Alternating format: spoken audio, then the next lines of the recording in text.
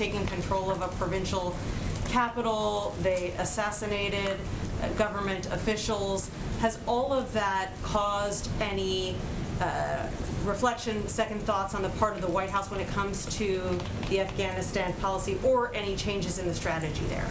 Well, first, let me strongly condemn, on behalf of the government, of course, the assassination of Dawa Khan Manipal, the director of the Afghan Governmental Information Media Center. His murder follows the bombing attack in Kabul earlier this week that targeted the acting Afghan defense minister. The Taliban has claimed responsibility for this later attack, and there's no reason to doubt reports they're responsible. Additionally, there are credible reports, as you've touched on, of atrocities and retaliation against civilians in other Taliban-controlled areas, which, of course, we are closely tracking and concerned about.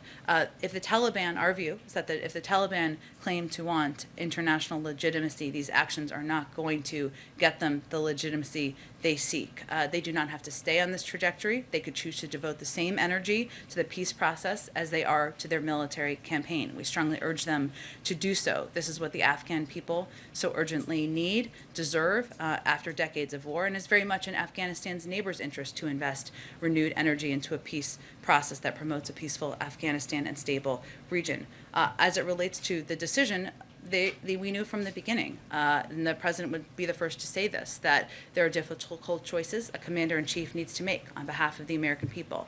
The president made clear after 20 years at war, it's time for American troops to come home. And as he said at the time, the status quo was not an option. The Taliban was prepared to attack U.S. and NATO troops after May 1st, which was the deadline for our departure. He also feels and has stated that the Afghan government and the Afghan National Defense Forces have the training, equipment, and numbers to prevail. And now is the moment for the leadership and the will in the face of the Taliban's aggression and violence. Can I follow up question?